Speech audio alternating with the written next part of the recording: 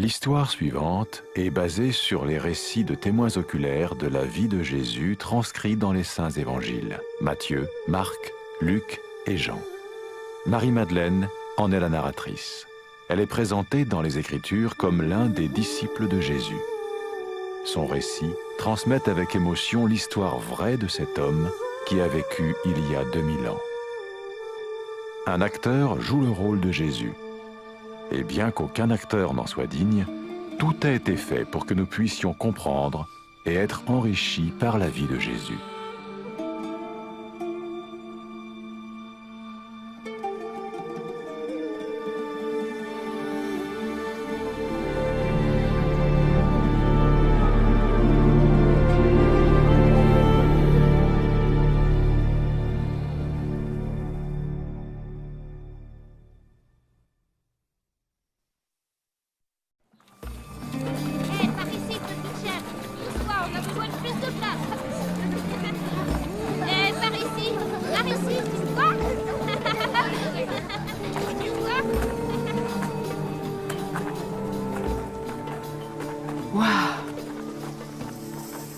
Regarde la beauté de ce chef-d'œuvre que Dieu peint chaque soir.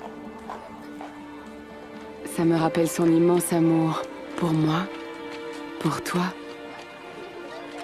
Le Dieu qui créa tout ceci? Je doute vraiment qu'il me voie.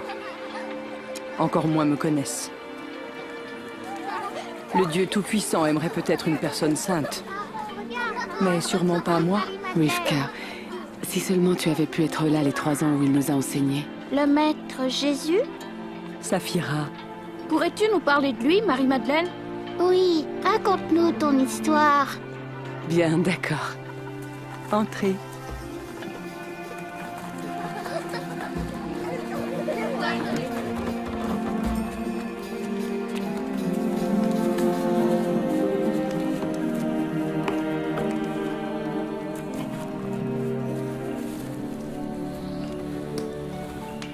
Bon, nous devons commencer au début.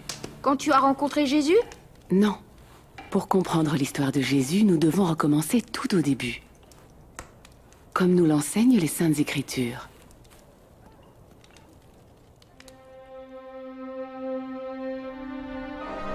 Au commencement, Dieu créa la terre, les plantes, les animaux, les oiseaux et les créatures de la mer.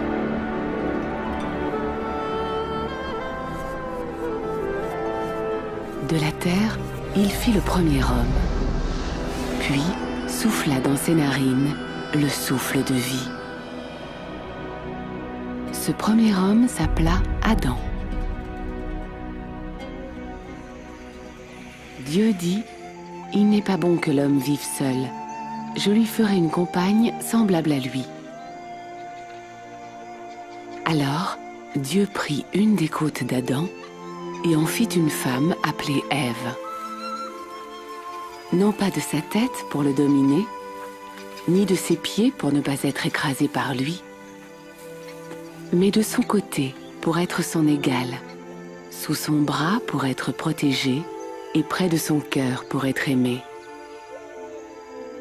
Le Dieu d'amour créa l'homme et la femme pour refléter l'image de Dieu et pour vivre en harmonie avec lui. Il leur donna autorité pour dominer la création. Adam et Ève vivaient en présence de Dieu dans un magnifique jardin créé pour eux, appelé Éden. Dieu marchait et parlait avec eux dans le jardin. Il n'y avait ni souffrance, ni oppression, ni mort. Dieu dit à Adam, « Tu pourras manger de tous les arbres du jardin, mais tu ne mangeras pas de l'arbre de la connaissance du bien et du mal. Car le jour où tu en mangeras, tu mourras. »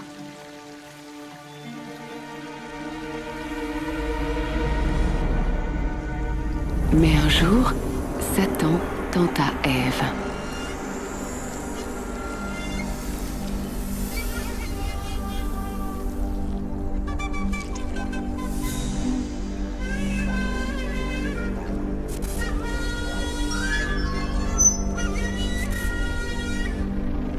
Elle prit le fruit, en mangea et en donna aussi à son mari qui était auprès d'elle. Et il en mangea.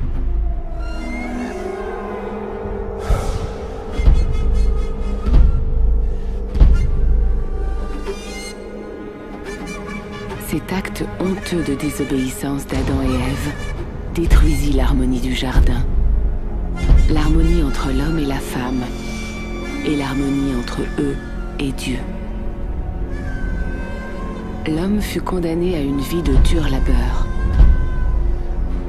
et la femme à enfanter dans la souffrance et à être dominée par son mari.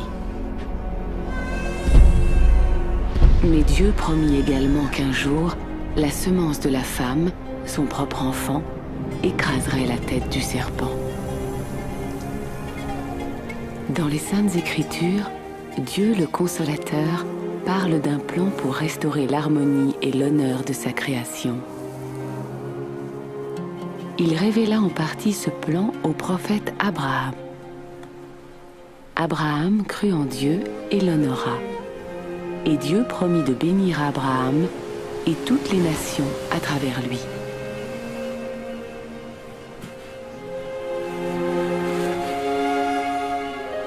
Il promit de lui donner de nombreux descendants, autant que de grains de sable sur les plages et d'étoiles dans le ciel.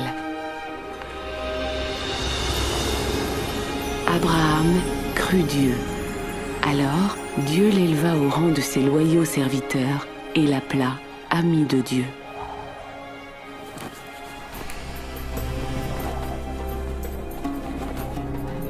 Un jour, Dieu testa Abraham.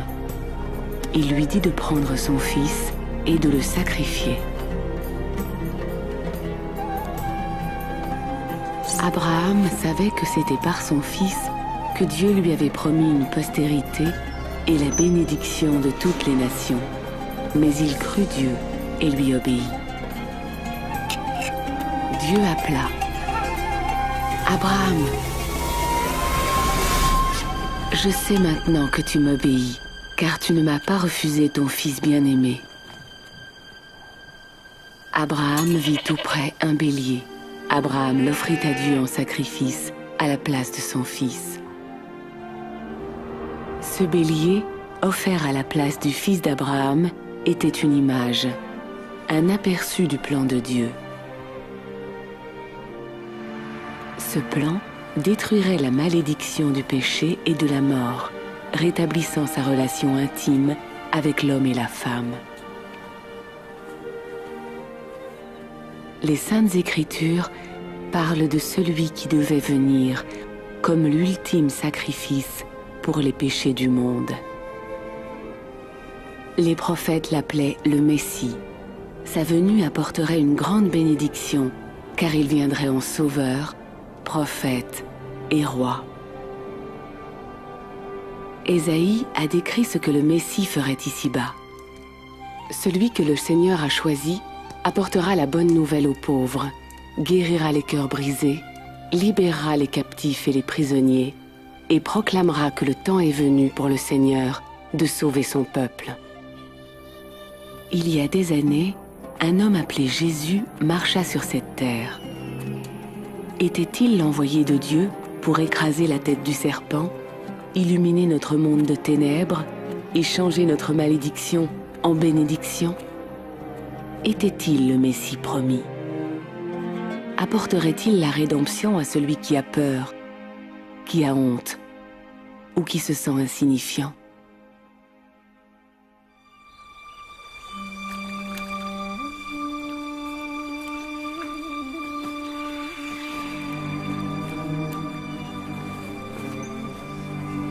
Il y avait à Nazareth une jeune fille promise en mariage à un homme appelé Joseph. Elle s'appelait Marie.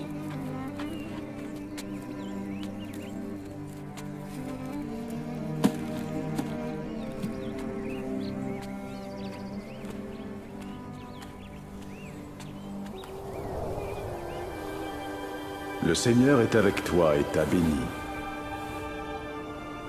N'aie pas peur, Marie. Dieu t'a fait grâce. Tu seras enceinte et tu donneras naissance à un fils que tu appelleras Jésus. Mais je suis vierge. Comment est-ce possible? Le Saint-Esprit viendra sur toi, et la puissance de Dieu te couvrira de son ombre. L'enfant que tu porteras sera grand et appelé Fils du Très-Haut. Même Élisabeth, ta parente, attend un enfant malgré son âge avancé. Et celle qu'on appelait stérile en est à son 6e mois. Car rien n'est impossible avec Dieu.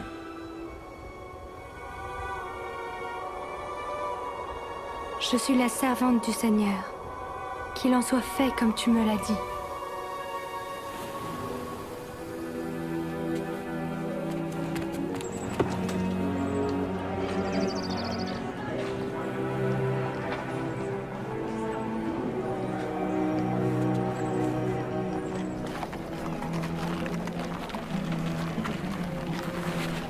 Alors, Marie courut rendre visite à sa cousine, Élisabeth.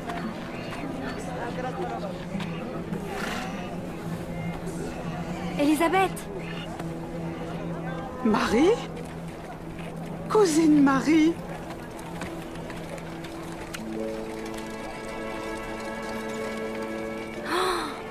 C'est vrai! Tu es la plus bénie d'entre toutes les femmes. Et béni soit l'enfant que tu portes. Pourquoi ai-je, moi, le privilège que la mère de mon Seigneur vienne auprès de moi? Car dès que tu m'as salué, le bébé que je porte a sauté de joie. Mon cœur loue le Seigneur. Mon âme est heureuse à cause de Dieu, mon Sauveur, car il ne m'a pas oublié, moi, son humble servante. Désormais, les gens m'appelleront bienheureuse. Marie resta 3 mois chez Élisabeth.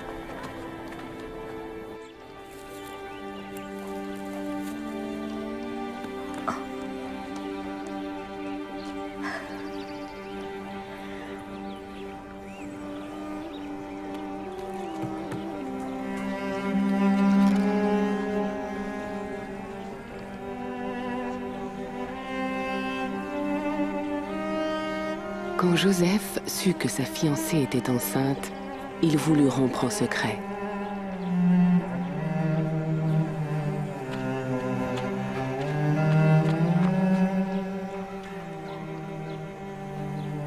Mais Dieu envoya un ange en songe à Joseph. Ne crains pas de prendre avec toi Marie, ta femme, car l'enfant qu'elle a conçu vient du Saint-Esprit. Elle donnera naissance à un fils, et tu l'appelleras Jésus, parce que il sauvera son peuple de ses péchés.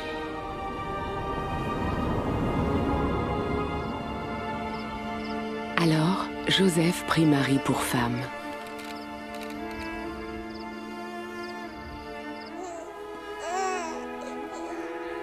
Jésus naquit à Bethléem, là où l'on gardait les animaux, car il n'y avait pas de place pour Marie et Joseph à l'auberge. Et une multitude d'anges proclamèrent sa naissance. Quand l'heure fut venue pour le bébé d'être circoncis, on lui donna le nom de Jésus, c'est-à-dire Dieu sauve. Marie et Joseph portèrent l'enfant au temple pour le présenter au Seigneur. Ils y rencontrèrent le prophète Siméon.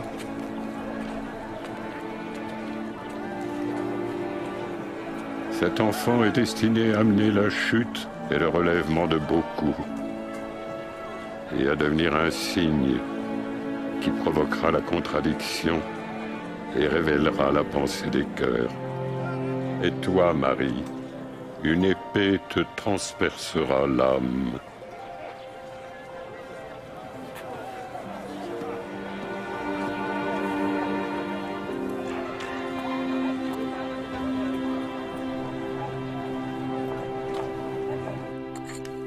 En entendant son histoire, je sus que Jésus ne serait pas un homme ordinaire.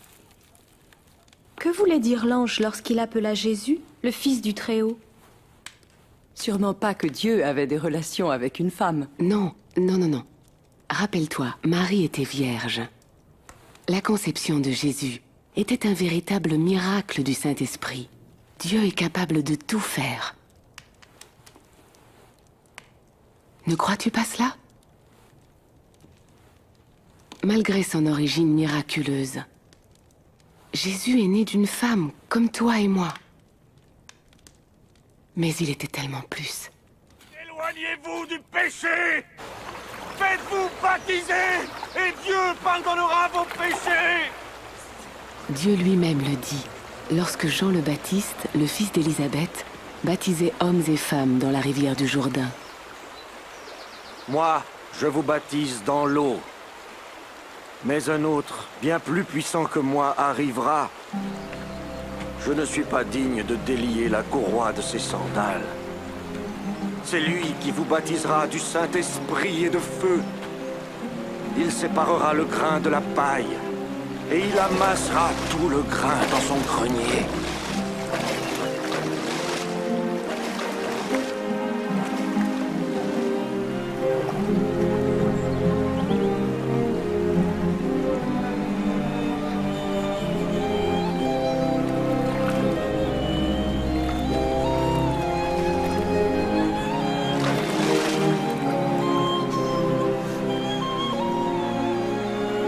Et l'Esprit Saint descendit sur Jésus sous la forme d'une colombe.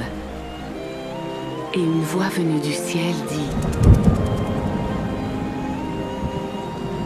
Tu es mon fils bien-aimé, en toi j'ai mis toute mon affection. Après son baptême, Jésus traversa les villes en enseignant, et son message renforçait son autorité.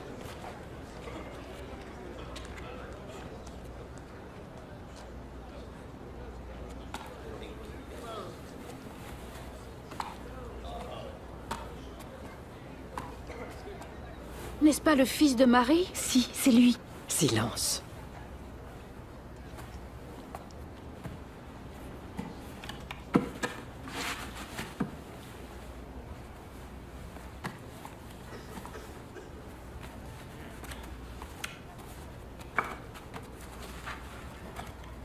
L'Esprit du Seigneur est sur moi. Il m'a choisi pour annoncer la bonne nouvelle aux pauvres. Il m'envoie proclamer la délivrance aux captifs, le recouvrement de la vue aux aveugles, pour donner la liberté aux opprimés et proclamer l'année de grâce accordée par le Seigneur. Il parle bien.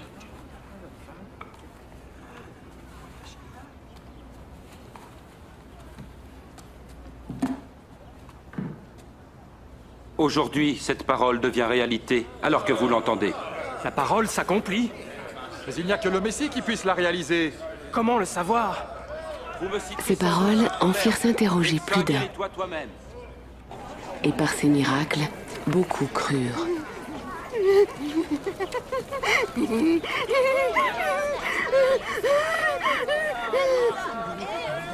C'est encore elle. Ça la reprend.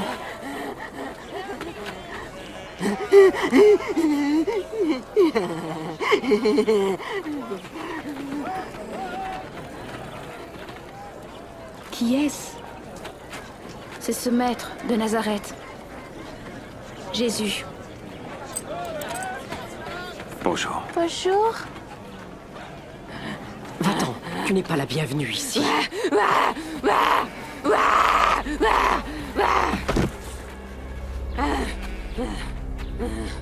Maître, laisse-la. Tu ne devrais même pas t'abaisser à la regarder.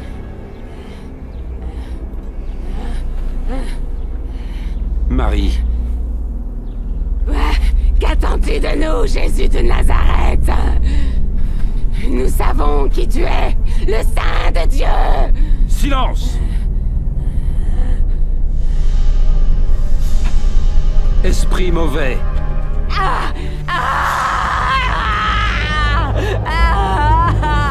Sortez de cette femme.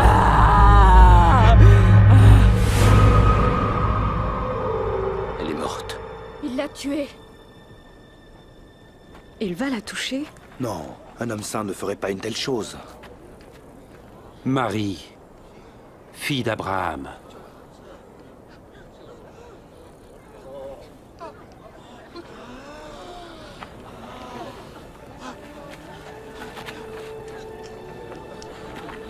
Elle va bien?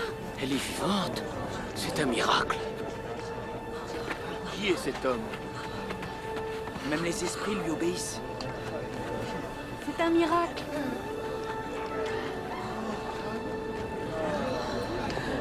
Comment est-ce possible? Merci.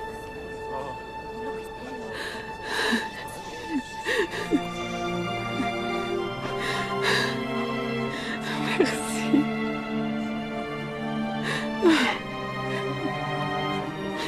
Merci. Merci beaucoup.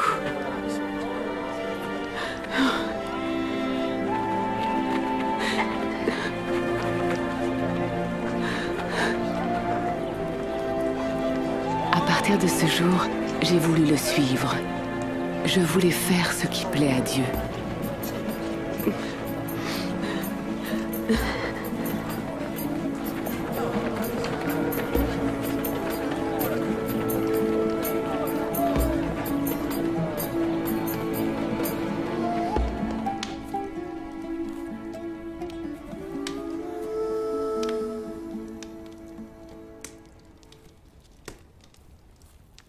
J'ai vécu longtemps dans la honte. Mais Jésus m'a rendu mon honneur. Sa puissance a chassé ces esprits mauvais. Saphira.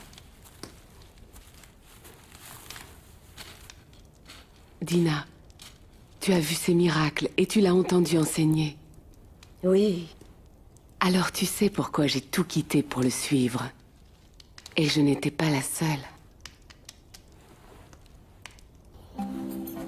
Il y avait ses disciples, Simon-Pierre, Barthélemy, Matthieu, Judas et le reste des 12. Et des femmes, Suzanne, Johanna, moi-même et d'autres. Nous utilisions nos propres biens afin de pourvoir aux besoins de Jésus et des disciples. Nous espérions tous que Dieu ait enfin envoyé le Messie. Nous avions tant besoin d'un sauveur. Rome gouvernait d'une main de fer. Il prenait tout ce qui nous était cher et taxait le peu qu'il restait. Nous avions faim, physiquement et spirituellement, et nous avions besoin qu'on nous montre la voie vers Dieu. Après des années de déception et de lutte, peu d'entre nous espéraient encore. Mais Jésus semblait amener l'espoir sur son passage.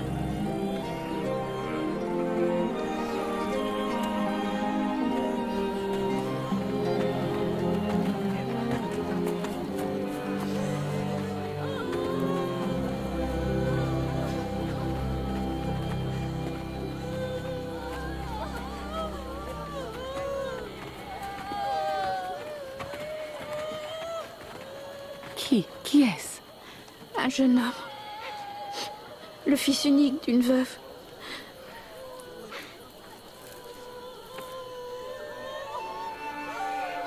Jeune homme, lève-toi.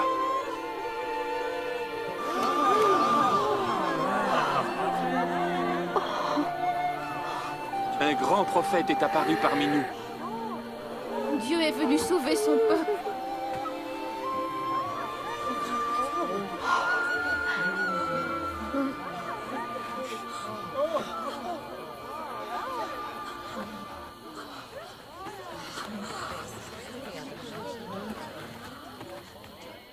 Heureux vous les pauvres, car le royaume de Dieu est à vous. Heureux vous qui avez faim, car vous serez rassasiés. Heureux vous qui pleurez maintenant, car vous rirez. Heureux ceux qui seront haïs, méprisés, insultés et traités de mauvais à cause du Fils de l'homme. Réjouissez-vous alors et dansez de joie, car une belle récompense vous attend dans le ciel. En effet, c'est ainsi que leurs ancêtres ont traité les prophètes. 16, 17, 18, 19 et 20. C'est tout ce que j'ai. Comment ça, c'est tout ce que tu Malheur as? à vous qui possédez des richesses, car vous avez eu votre bonheur.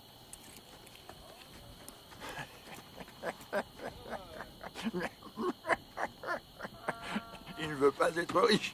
Il est fou. Malheur à vous qui riez maintenant, car vous connaîtrez le deuil et les larmes. Malheur à vous quand tous les hommes disent du bien de vous, car leurs ancêtres ont fait pareillement avec les faux prophètes. Mais je vous dis à vous qui m'écoutez, aimez vos ennemis. Faites du bien à ceux qui vous haïssent. Bénissez qui vous maudit.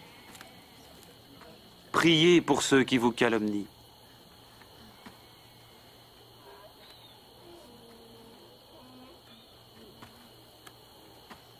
Si quelqu'un te donne une gifle sur une joue, offre-lui aussi l'autre.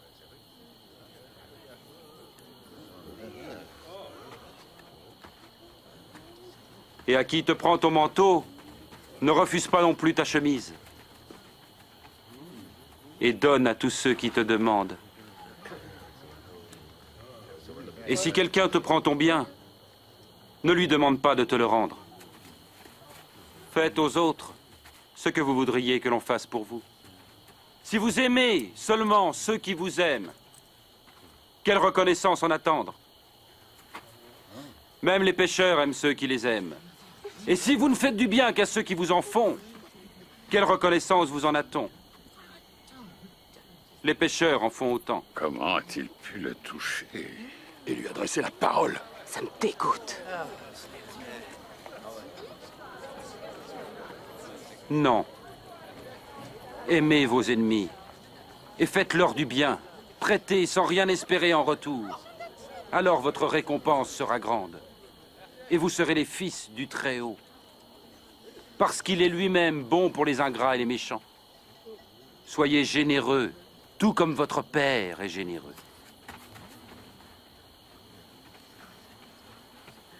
Sauve-nous, Jésus! Ne jugez pas et vous ne serez pas jugés. Ne condamnez pas et on ne vous condamnera pas. Pardonnez et on vous pardonnera. Jésus, montre-nous le chemin. Donnez et ainsi vous recevrez. Car la mesure que vous employez servira aussi pour vous. Un aveugle peut-il guider un autre aveugle? Non, ils tomberont alors tous deux dans le fossé. Pourquoi vois-tu la paille qui est dans l'œil de ton frère et ne remarques-tu pas la poutre qui est dans le tien?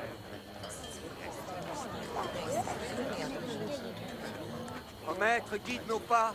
Nous avons besoin de toi, maître. Heureuse est la mère qui t'a porté et allaité. Heureux plutôt ceux qui écoutent la parole de Dieu et qui l'observent.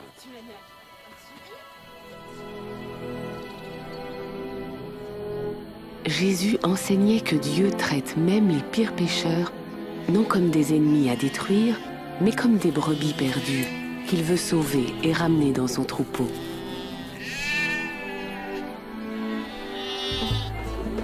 Nous ne savions pas que cette façon de voir et d'aimer les gens était valable pour ceux que nous méprisions depuis des siècles, race métissée aux traditions déplaisantes à nos yeux, jusqu'à ce que Jésus passe en Samarie. Qui est cette femme méprisée par tous? Elle est samaritaine. N'est-ce pas suffisant? Bien, allons acheter à manger. Ne faisons pas attendre le maître.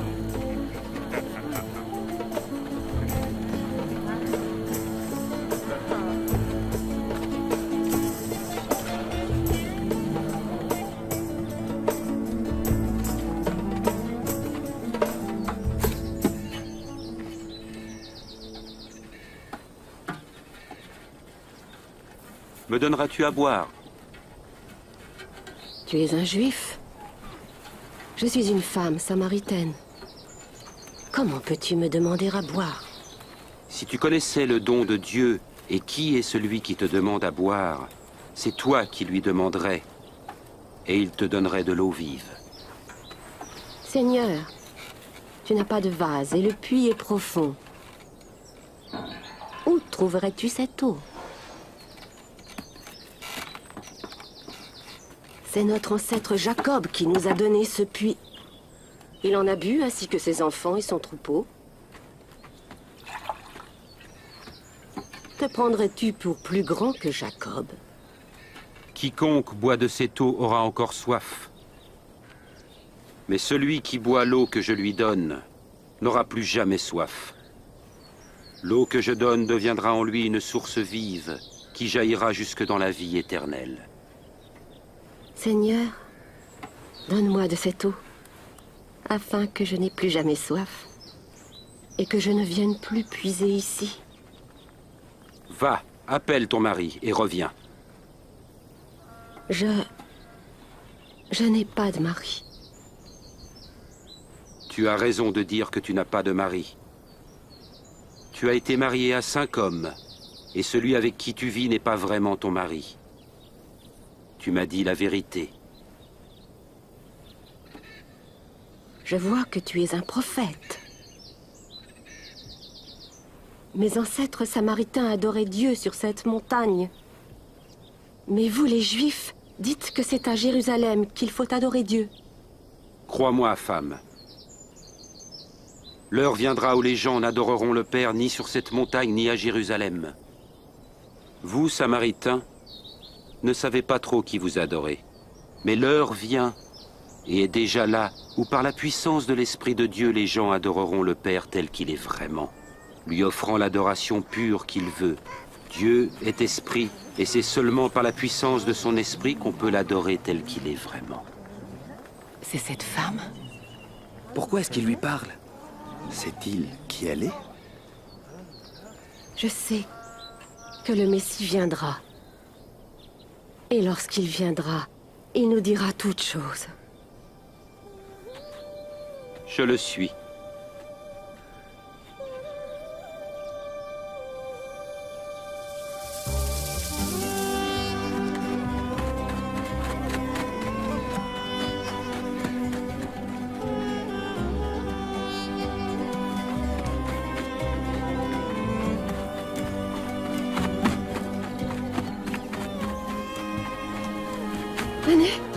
Venez voir l'homme qui m'a dit vraiment tout ce que j'avais fait.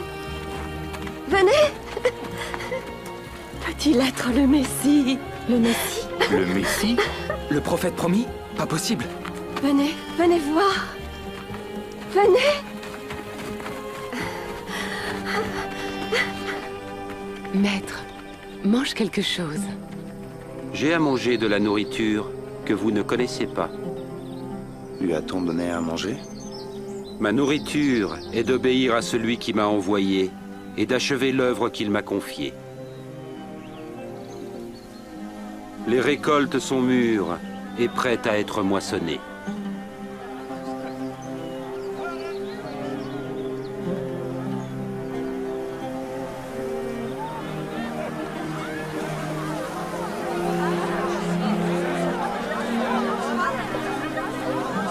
Regardez tout ce qui arrive.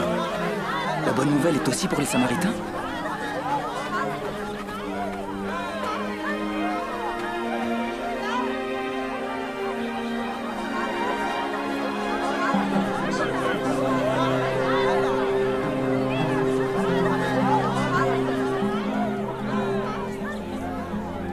Les gens de la ville vinrent à Jésus et le supplièrent de les enseigner.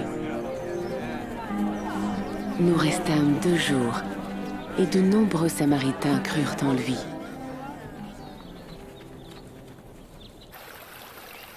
Demandez, et vous recevrez.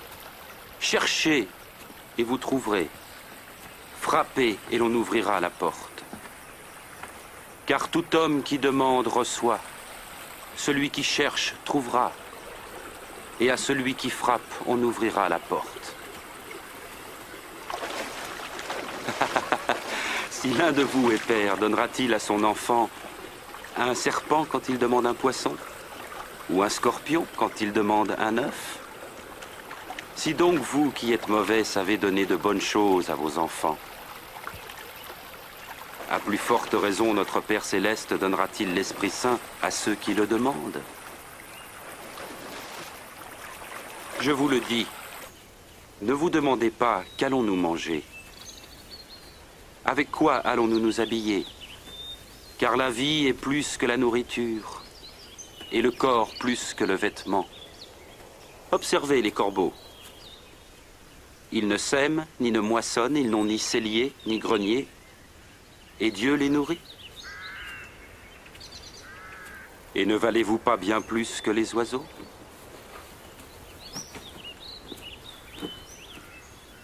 Qui d'entre vous peut, à force d'inquiétude, prolonger tant soit peu sa vie? Si donc vous êtes sans pouvoir même pour si peu, pourquoi vous mettre en souci du reste? Observez ces lys et comment ils croissent. Ils ne filent ni ne tissent. Et pourtant Salomon lui-même, dans toute sa gloire, n'a jamais été vêtu comme l'un d'eux. Si Dieu revêt ainsi l'herbe des champs qui demain sera jetée dans le feu, il fera donc bien plus pour vous, aux gens de peu de foi. Fais grandir notre foi. Si votre foi était grosse comme une graine de moutarde, vous pourriez dire à l'arbre qui est là, déracine-toi et va te planter dans la mer, et il vous obéirait.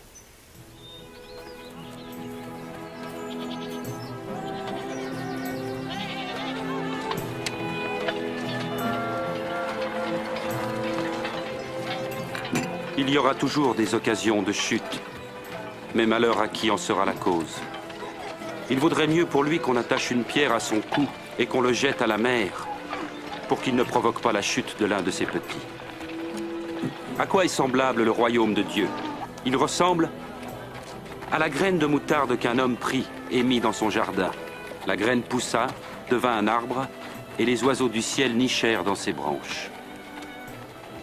Je suis pas sûr de savoir de quoi il parle. Comment peux-tu manger et boire avec ces collecteurs d'impôts et ces pêcheurs? Pêcheur. Les bien portants n'ont pas besoin de docteur. Seuls les malades l'attendent. Je n'appelle pas ceux qu'on dit respectables à se repentir, mais les pécheurs.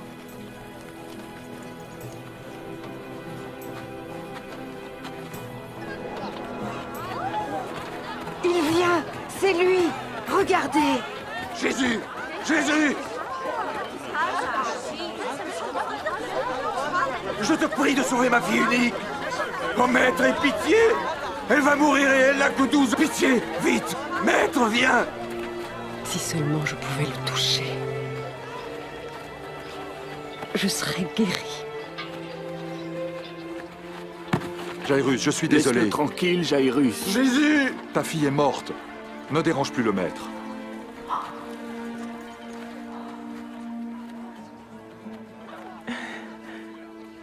Ne crains rien.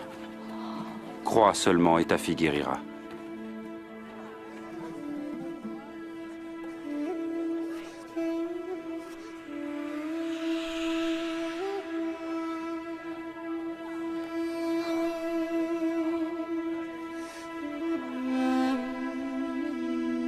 Qui m'a touché? Quelqu'un m'a touché. Car je sais qu'une force est sortie de moi.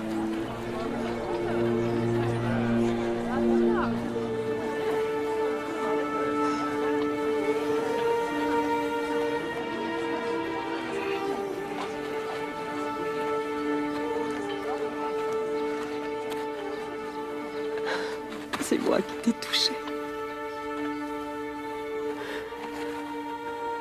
Je souffre d'une perte de sang depuis 12 ans. J'ai dépensé tout ce que j'avais chez des médecins en vain.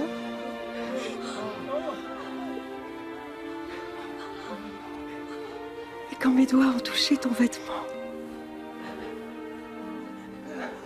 j'ai été guérie.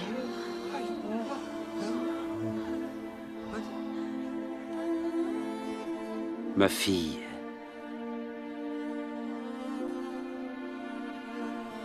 Ta foi t'a sauvée.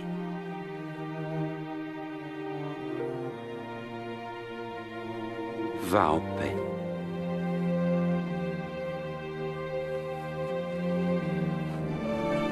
Merci.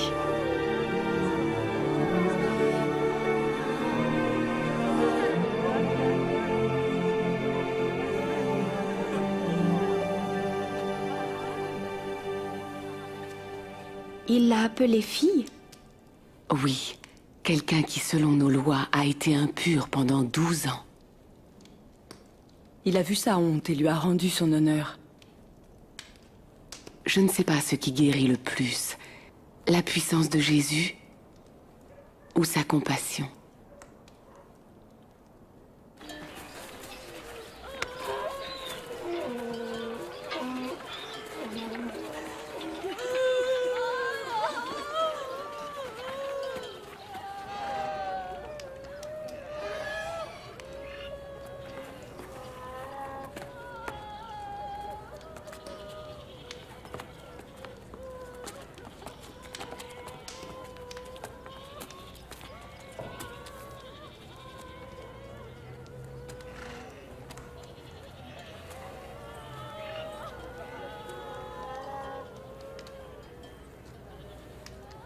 Ne pleure pas.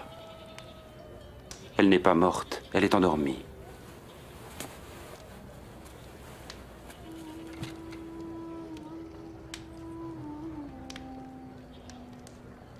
Enfant, lève-toi.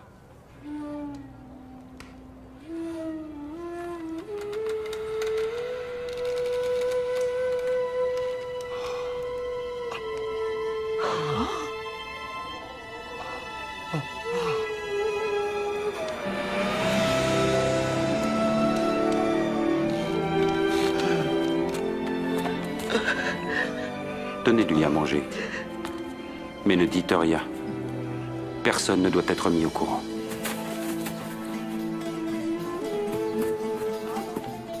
Elle est vivante. La fille de mon maître. Jésus lui a rendu la vie. Oh, loué soit Dieu. Elle est vivante.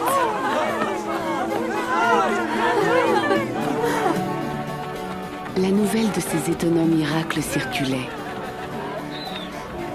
Et de plus en plus de gens se mirent à suivre Jésus.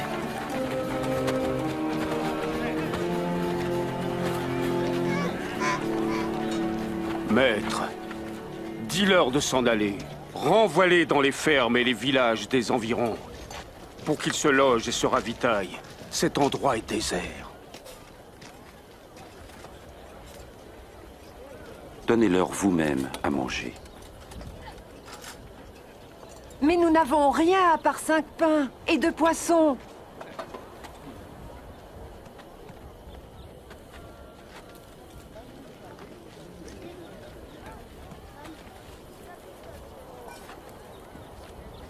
Béni sois-tu, Seigneur notre Dieu, qui règne sur l'univers, qui fait sortir le pain de la terre.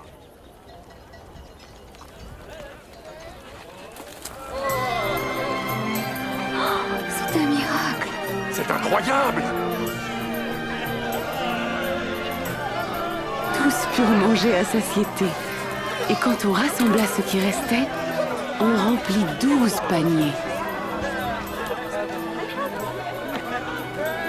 Un miracle étonnant qui nous rappela les bénédictions de Jésus et que nous devons le suivre. Le ciel nous dit que Dieu est grand et manifeste l'œuvre de ses mains. Qui d'entre vous me suivra? Je te suivrai, Seigneur. Mais d'abord, laisse-moi aller dire adieu à ma famille. Quiconque met la main à la charrue puis regarde en arrière n'est pas fait pour le royaume de Dieu. Si quelqu'un veut venir à ma suite, qu'il renonce à lui-même et prenne sa croix chaque jour et qu'il me suive. Car celui qui veut sauver sa vie la perdra. Mais celui qui perd sa vie à cause de moi la sauvera. À quoi sert-il à un homme de gagner le monde entier s'il perd son âme? Si un homme a honte de moi et des paroles que je dis, alors le Fils de l'homme aura honte de lui quand il viendra dans sa gloire, et dans la gloire du Père et celle des saints anges.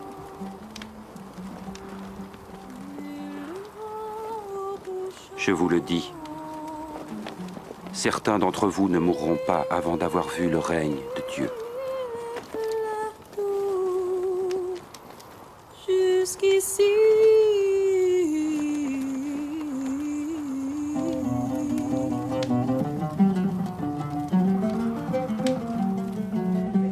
N'ayez pas peur, petit troupeau, car votre Père a trouvé bon de vous donner le royaume.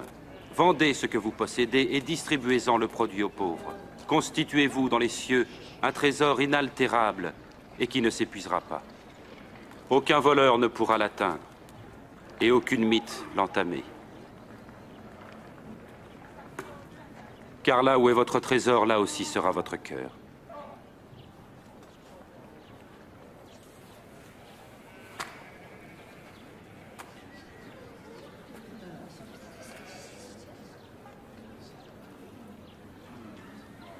Femme, tu es délivrée de ton infirmité.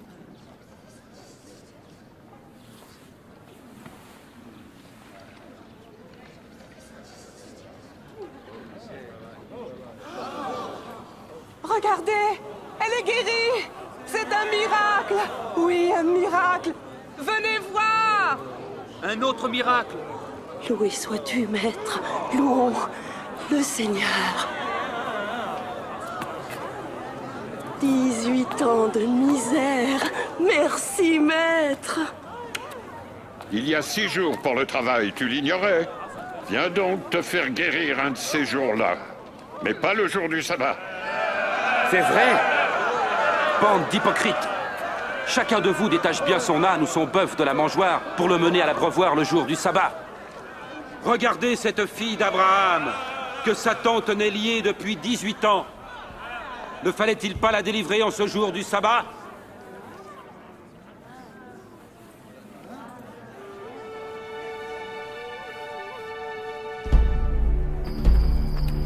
Les autorités romaines et nos dirigeants religieux prirent peur de la foule qui suivait Jésus. Si je comprends bien, beaucoup le considèrent déjà comme leur roi. Leur roi? Un roi de mendiants, de voleurs, on a déjà vu ça. Ils viennent se manifester, s'en vont et on les oublie. Ne vous y trompez pas. Sa popularité augmente chaque jour. Et le peuple l'admire aussi. C'est ça, il est un roi. Je tiens à vous avertir.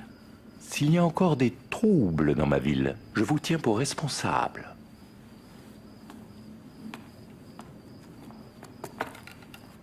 Il a peut-être raison. Il est temps de confronter ce Galiléen.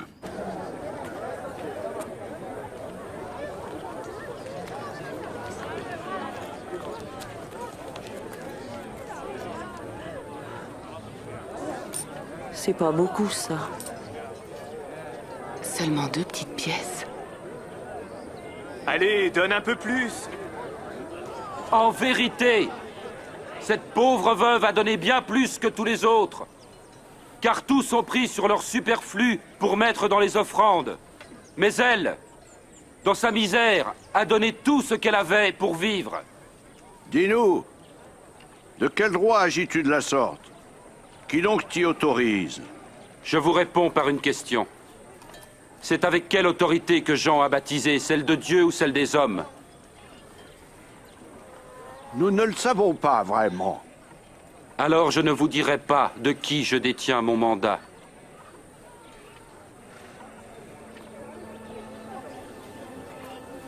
Mais au lieu d'y voir la compassion de Jésus, ses ennemis ne cherchaient qu'une raison pour l'accuser.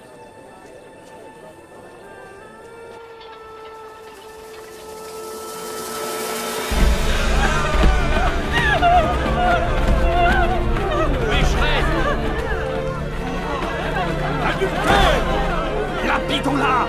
Catin! Maître, cette femme a été prise en flagrant délit d'adultère. Dans notre loi, Moïse a prescrit qu'une telle femme soit lapidée à mort. Oui! Lapidons-la! Lapidons-la! Lapidons-la! Adultère! Qu'en dis-tu?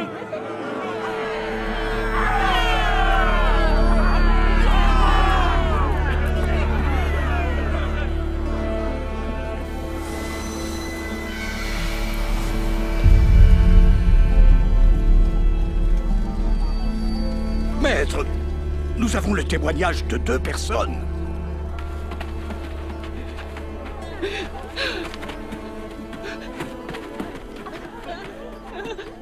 Que faisons-nous donc de cette femme? Où est l'homme? La loi dit qu'il doit être jugé aussi.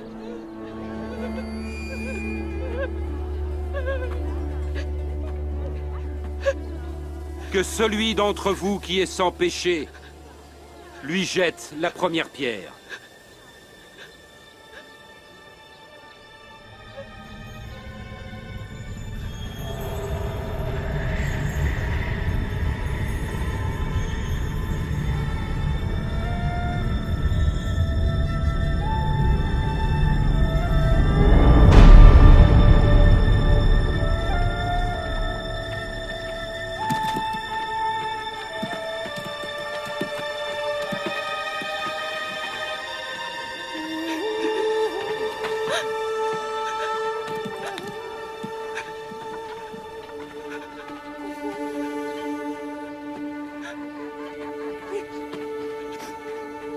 femmes,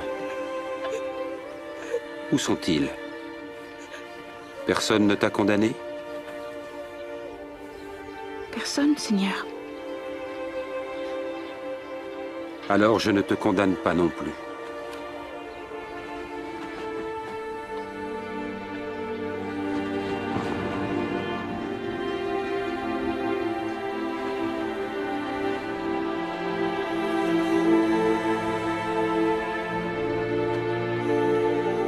Va maintenant et ne pêche plus.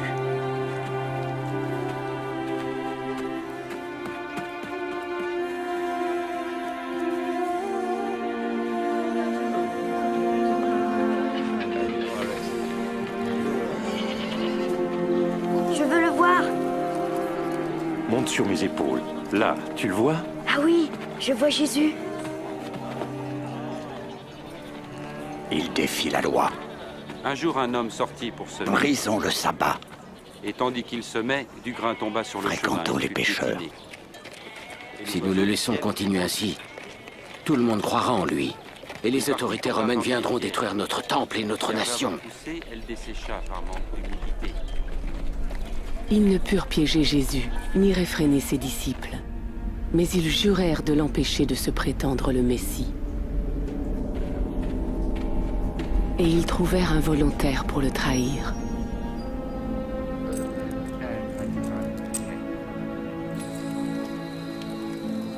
Jésus allait souvent prier avec ses disciples sur le mont des Oliviers.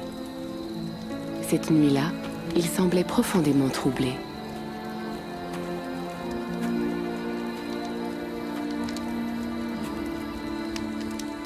Pourquoi dormez-vous? Levez-vous et priez pour ne pas céder à la tentation.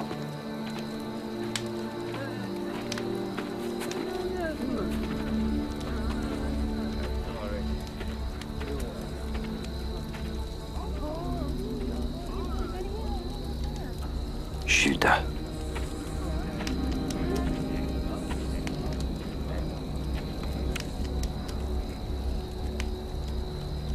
C'est par un baiser que tu trahis le Fils de l'homme. Maître, nous avons nos épées. Allez, arrêtons-le. Assez, ça suffit.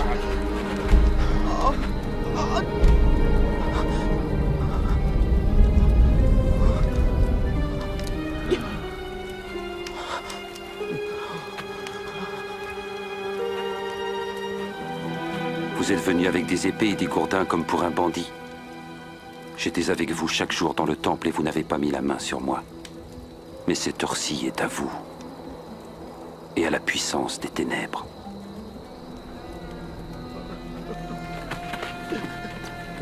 Arrêtez-le. Son ami l'a trahi? L'un de ses propres disciples? Quelqu'un que nous connaissions bien et en qui nous avions confiance. Gardez-le bien. Cette nuit-là, les gardes rirent de lui et le frappèrent. Dis-nous qui te frappe. Prophétise donc. Qui va te frapper? Arrêtez. J'ai dit arrêtez. Emmenez-le au conseil.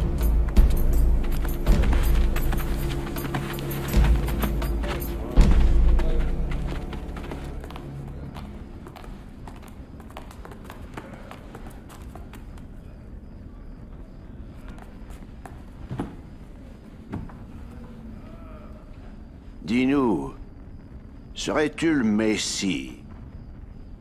Si je vous le dis, vous ne me croirez pas.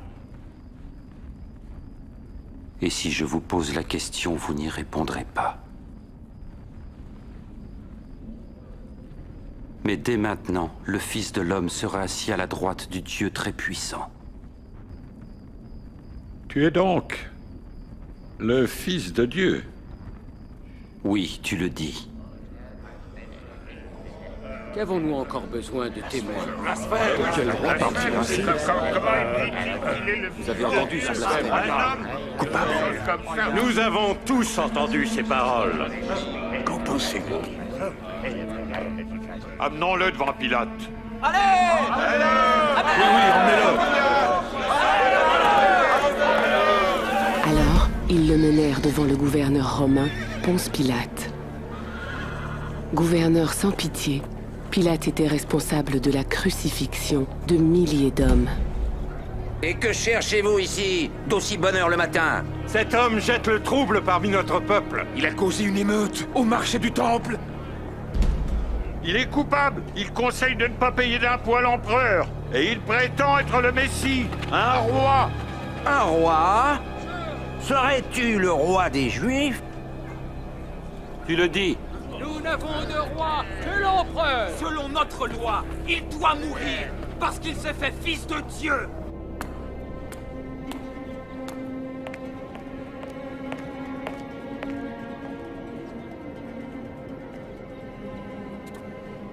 Cet homme n'a rien fait qui mérite la sentence de mort.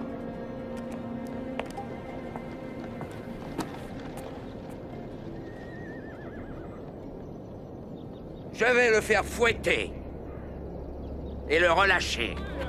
Si tu le relâches, tu n'es pas ami de César.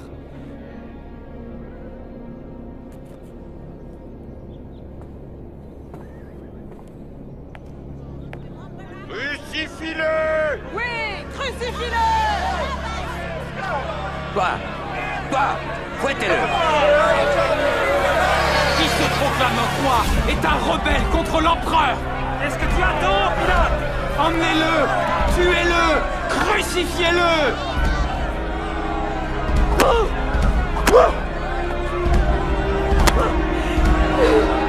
Il n'a rien fait de mal.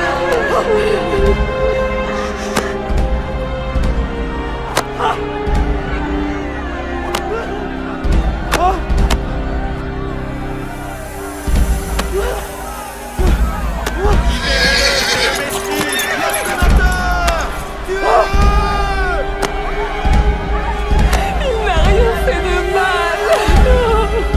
Pourquoi le torturez-vous? Libère-le!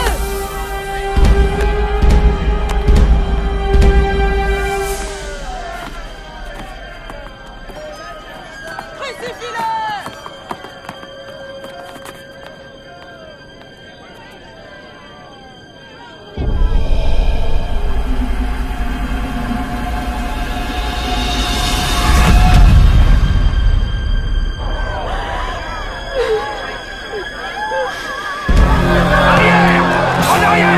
Arrière! Écartez-vous! N'approchez pas de lui!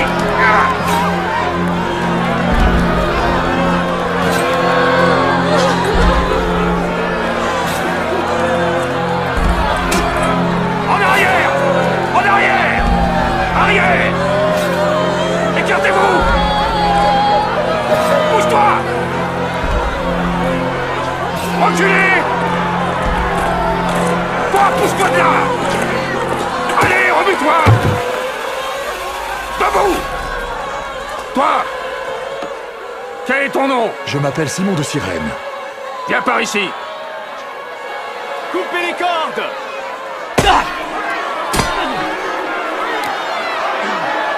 Toi, porte-la! Allez, avance! Arrière! Arrière! Laisse-le!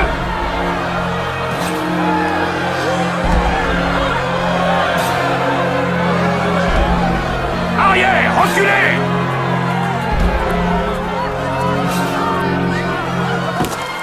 Nous pleurons pour toi, Seigneur. Bois ceci. Bois. Bois, Seigneur. Femme de Jérusalem, ne pleurez pas pour moi, mais plutôt pour vous-même et pour vos enfants. Car je vous le dis, si l'on traite ainsi le bois vert, que fera-t-on du bois mort? Que Dieu te vienne en aide. Nous prierons pour toi.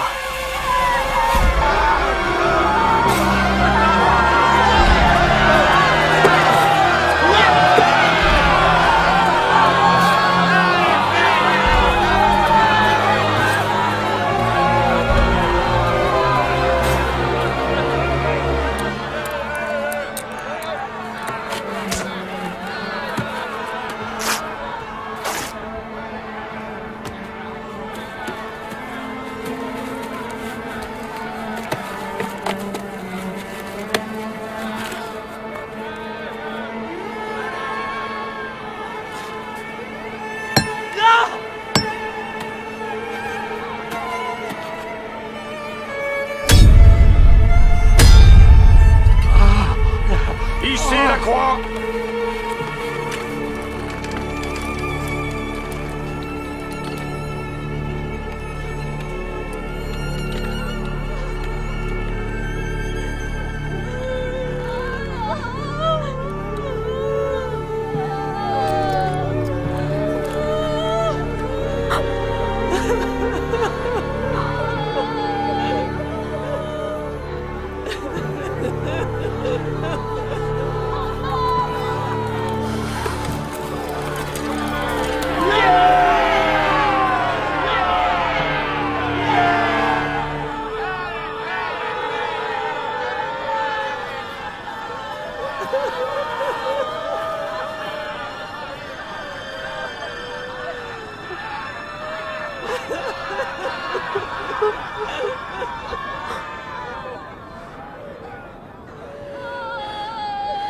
Mon Père, pardonne-leur, car ils ne savent pas ce qu'ils font. Il en a sauvé d'autres. Qu'il se sauve lui-même. Oui! Si tu es le Messie, sauve-toi toi-même et descends de la croix! Montre-nous un petit miracle! Quiconque est pendu à un arbre est maudit de Dieu.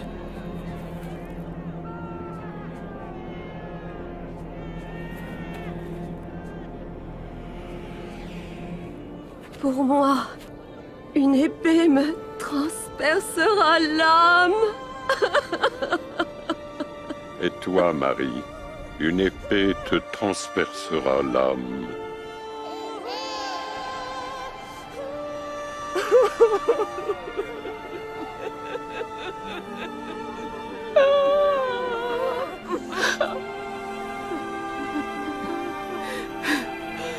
Mais pourquoi?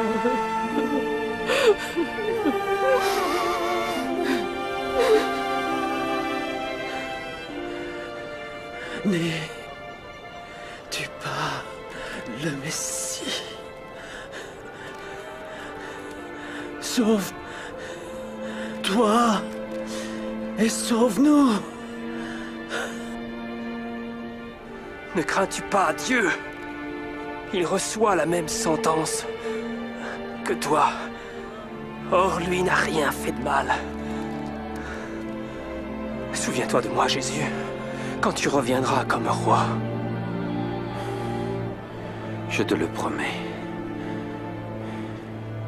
Aujourd'hui, tu seras au paradis avec moi.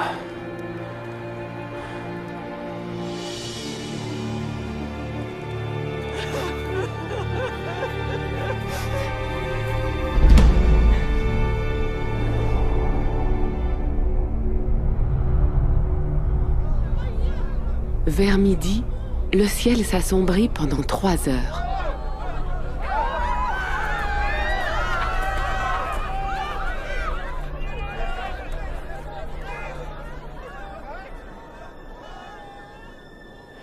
Père,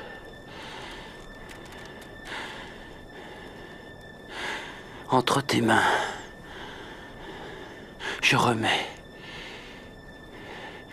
mon esprit.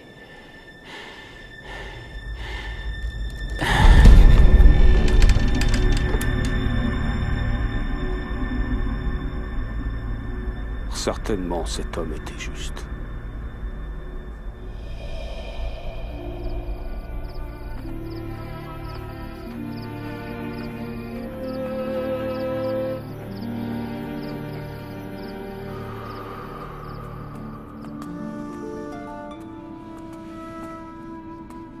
Il y avait au conseil religieux un homme juste qui n'avait pas pris part à la condamnation de Jésus. Cet homme s'appelait Joseph d'Arimathée. Il obtint la permission de Ponce Pilate de déposer le corps de Jésus dans une tombe proche de là, avant le début du sabbat, au coucher du soleil.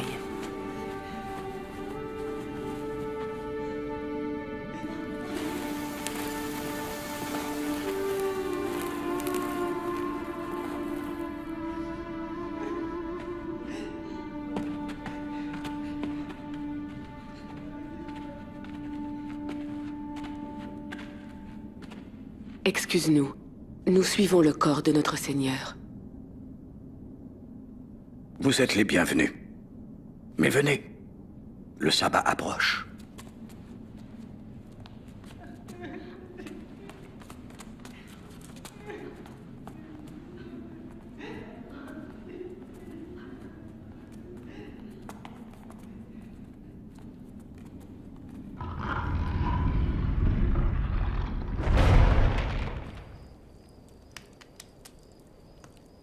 Pourquoi l'ont-ils tué?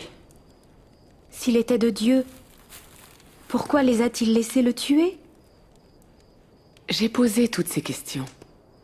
Jésus avait autorité sur les esprits mauvais, même les morts l'écoutaient. N'aurait-il pas pu les arrêter? Je l'ai suivi pendant 3 ans, espérant qu'il était le Messie promis. Maintenant qu'il était parti, où pouvais-je aller? Elle est triste, cette histoire. Mais la suite est vraiment merveilleuse.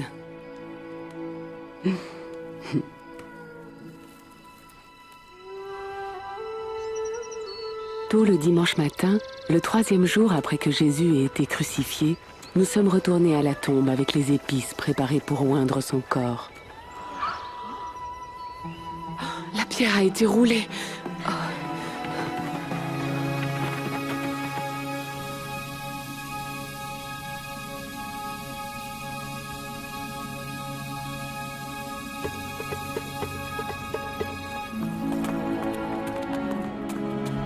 Jean, Jacques, Pierre, écoutez, la pierre était roulée. Nous sommes entrés et il n'y avait plus rien, plus de corps. Ils ont enlevé le Seigneur de la tombe et nous ne savons pas où ils l'ont mis. Plus de corps? Comment est-ce possible? Allez donc voir vous-même.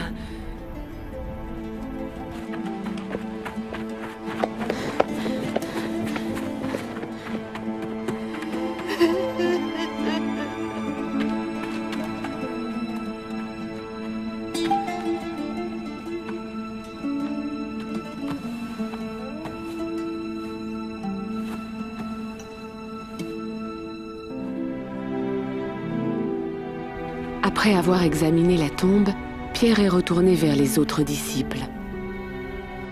Mais je suis restée dehors, m'interrogeant et pleurant. Les soldats l'ont sûrement pris. Ou les chefs religieux. Ils ont tué notre seul espoir. Ils auraient au moins pu nous laisser son corps.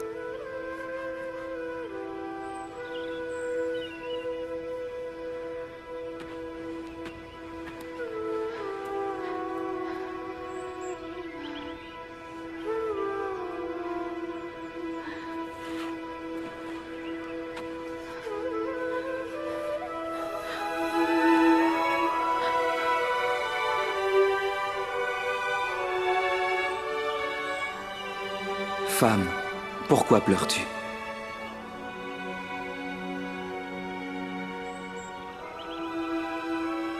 Ils ont enlevé mon Seigneur. Et je ne sais pas où ils l'ont mis. Femme! Pourquoi pleures-tu? Qui est-ce que tu cherches? Seigneur, si c'est toi qui l'as emporté, dis-moi où tu l'as mis, et j'irai le chercher. Marie. Maître! Ne me touche pas, car je ne suis pas encore retourné vers mon Père. Tu es vivant, Seigneur. Va apporter cette nouvelle à mes frères. Tu ne nous as pas abandonnés. Dieu ne nous a pas oubliés. Dis-leur. J'ai vu le Seigneur. J'ai vu le Messie.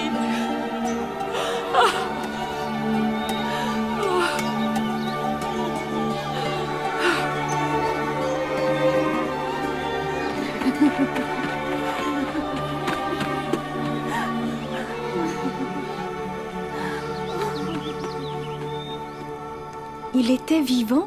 Oui. Comment? La mort ne pouvait le garder. Alors pourquoi devait-il mourir? Pour vaincre la mort. Oh, je ne compris pas ce jour-là. Mais par la suite, Jésus nous apparut plusieurs fois. Et nous enseigna. Bien avant la venue de Jésus, les prophètes prédirent dans les Écritures que le Messie promis souffrirait. Ésaïe avait écrit « Il était blessé pour nos péchés, brisé pour nos iniquités. Le châtiment qui nous donne la paix est tombé sur lui, et c'est par ses meurtrissures que nous sommes guéris. »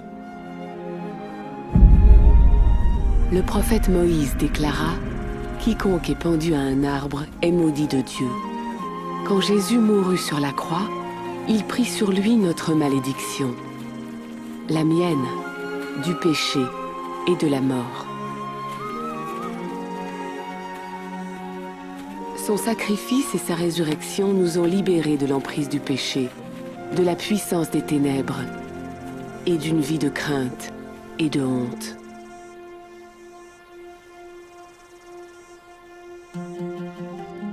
C'est la bénédiction que Dieu avait promise à Abraham lorsqu'il déclara que tous les peuples de la terre seraient bénis par lui.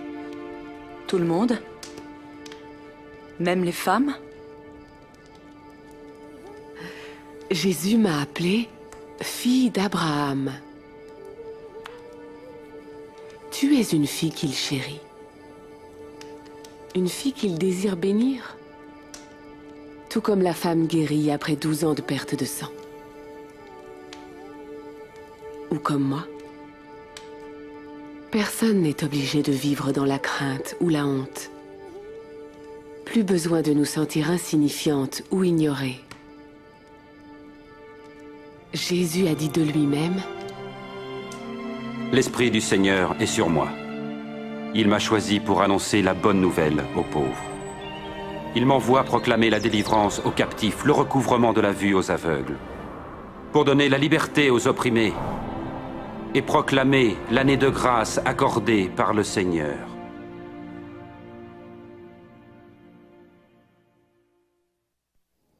Jésus toucha les gens, même les femmes atteintes par la maladie et considérées comme impures, et les guérit. Il enseigna hommes, femmes et enfants, les riches et les pauvres, les justes et les pécheurs, leur rendant leur dignité et leur prouvant son immense compassion. Il guérissait les gens, chassant les démons, libérant hommes, femmes et enfants des liens de Satan. Ainsi, il démontrait son autorité sur le mal et les mauvais esprits. Jésus ramena à la vie des filles et des fils, montrant son pouvoir, même sur la mort. Et bien que Satan et les esprits mauvais crurent à leur victoire, lorsque Jésus fut cloué sur la croix, Jésus ressuscita d'entre les morts, triomphant de toutes les puissances du mal et de la mort. Alors c'était le Messie? Seul le Messie promis et envoyé par le Dieu Tout-Puissant pouvait faire les miracles que Jésus fit. Et seule une personne compatissante et puissante et digne de foi comme Jésus peut recevoir notre confiance et notre adoration. Quand Dieu créa le monde, il fit l'homme et la femme pour vivre dans sa présence et ressentir sa joie. C'était son intention. Mais nous ne l'avons pas cru et lui avons désobéi. Cet acte honteux nous sépara de Dieu et brisa la relation intime entre la femme et l'homme. Nous aussi, nous lui avons désobéi. Les Écritures disent « Tous ont péché ». La conséquence de ce péché, c'est la mort et la séparation d'avec Dieu. Mais Dieu ne voulait pas nous voir séparés de lui et de son amour, vivant dans la honte et la crainte. Alors, de même qu'il avait envoyé un bélier mourir à la place du fils d'Abraham, Dieu envoya Jésus mourir pour nous. La vie de Jésus, Sa mort et sa résurrection ont restauré la relation entre Dieu et ceux qui se tournent vers lui et le suivent. Et cette relation intime avec le Dieu Tout-Puissant n'aura pas de fin, même si nous mourons. Le criminel sur la croix, au moment de mourir, crut en Jésus. Et Jésus lui promit, « Aujourd'hui tu seras avec moi dans le paradis. » Ceux qui placent leur confiance en Jésus échapperont au châtiment éternel et vivront avec Dieu pour toujours. Comment? En le suivant par la foi. Mais comment peut-il m'accepter? Il m'a accepté ainsi que Marie. Comment le savoir? Crois en lui. Demande-lui. Parle-lui.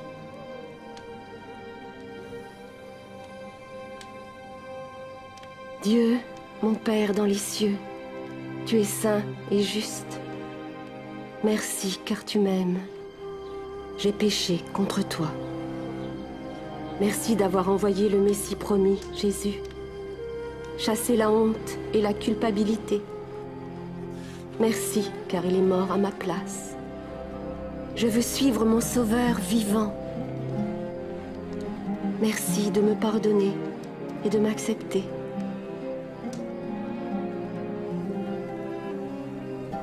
Amen. Amen. Amen. Merci. Merci.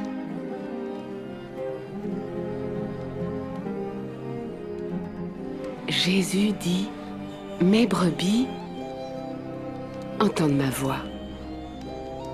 Je les connais et elles me suivent. Il te connaît, Rivka. Et il t'aime. C'est le début d'une relation éternelle qui grandit. Plus nous le connaissons et lui faisons confiance. Nous grandissons en obéissant à sa parole. En le priant par la foi. Et en étant avec ceux qui le suivent. Et nous parlons de lui aux autres, gardant en tête ce que Jésus a dit. Que Dieu vous bénisse et vous garde. J'ai reçu les pleins pouvoirs dans le ciel et sur la terre. Allez donc dans le monde entier, faites des disciples parmi tous les peuples. Baptisez-les au nom du Père, du Fils et du Saint-Esprit. Apprenez-leur à obéir à tout ce que je vous ai prescrit. Et je suis moi-même avec vous chaque jour jusqu'à la fin du monde.